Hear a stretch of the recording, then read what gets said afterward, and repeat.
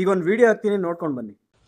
ಏನ್ ನೀನ್ ಅವತಾರ ಇನ್ಸ್ಟಾಗ್ರಾಮ್ ಅಲ್ಲಿ ಬಟ್ಟೆ ಬಿಚ್ಚೋದು ಬಟ್ಟೆ ಹಾಕೊಳ್ಳೋದೆಲ್ಲ ವಿಡಿಯೋಸ್ ಅಪ್ಲೋಡ್ ಮಾಡ್ಕೊಂಡು ಅದನ್ನ ಗೆಟ್ ರೆಡಿ ವಿತ್ ಮೀ ಅಂತಾರೆ. ಸೋಷಿಯಲ್ ಮೀಡಿಯಾದಲ್ಲಿ ಇವಾಗ ಅದೇ ಟ್ರೆಂಡ್. ಮಿಲಿಯನ್ಸ್ ಗಟ್ಲೆ ವ್ಯೂಸ್ ಹೋಗ್ತಿದೆ. ಫಾಲೋವರ್ಸ್ ಹೆಂಗ್ ಬರ್ತಿದ್ದಾರೆ ಗೊತ್ತಾ? ವ್ಯೂಸ್ ಫಾಲೋವರ್ಸ್ಗೋಸ್ಕರ ಎಂತ ವಿಡಿಯೋ ಬೇಕಾದ್ರೂ ಅಪ್ಲೋಡ್ ಮಾಡ್ತೀಯಾ? ಓದಿದ್ಯಾ ಯಾವತ್ತಾದ್ರೂ comments? You look sexy, hot, cute ಅಂತೆಲ್ಲ ಕಮೆಂಟ್ ಮಾಡಿದ್ದಾರೆ. ಅವ್ನು ಯಾರೋ ನಿನ್ ಸೊಂಟ ಸೂಪರ್ ಅಂತ ಹಾಕಿದ್ರೆ ಅದಕ್ಕೆ ಲೈಕ್ ಮಾಡಿ ಹಾರ್ಟ್ ಎಲ್ಲ ಕೊಟ್ಟಿದ್ಯಾ? ರೀಲ್ಸ್ ತರನೇ ನೋಡ್ಬೇಕು. ನೀನ್ ನೋಡೋ ದೃಷ್ಟಿ ಸರಿ ಇದ್ರೆ ಎಲ್ಲಾನು ಕರೆಕ್ಟ್ ಆಗಿ ಕಾಣಿಸುತ್ತೆ. ಅಂಡ್ ಫಸ್ಟ್ ಆಫ್ ಆಲ್ ಬೇರೆ ಯಾರು ಮಾಡಿದಾರಂತ ವಿಡಿಯೋ ನಾನ್ ಮಾಡ್ತಿಲ್ಲ. ಟ್ರೆಂಡಿಗೆ ತಕ್ಕಂಗ್ ವಿಡಿಯೋಸ್ ಮಾಡಿದ್ರೆ ವ್ಯೂಸ್ ಫಾಲೋವರ್ಸ್ ಬರೋದು. ಈ ವಿಡಿಯೋಸ್ ಎಲ್ಲ ನಮ್ಮ ಅಪ್ಪ ಅಮ್ಮ ನೋಡಿದ್ರೆ ಏನಾಗುತ್ತೆ ಹೇಳು? ಲವ್ ಮ್ಯಾರೇಜ್ ನಮ್ಮ ಮನೇಲಿ ಒಪ್ಕೊಳ್ಳೋದೇ ಕಷ್ಟ. ಇವೆಲ್ಲ ನೋಡ್ರೆ ನಮ್ಮ ಮದ್ವೆ ಆದಂಗೆ. ಆಗದೆ ಇದ್ರು ಒಳ್ಳೇದೇ ಬಿಡು.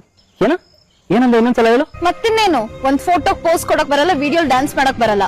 ಇನ್ಫ್ಲುಯೆನ್ಸರ್ ಕಪಲ್ ಅಂದ್ರೆ ಹೆಂಗಿರ್ಬೇಕು? ಕಪಲ್ ರೀಲ್ಸ್, ಕಪಲ್ ಬ್ಲಾಗ್ಸ್ ಎಷ್ಟು ಟ್ರೆಂಡಿಂಗ್ ಆಗಿದೆ ಗೊತ್ತಾ?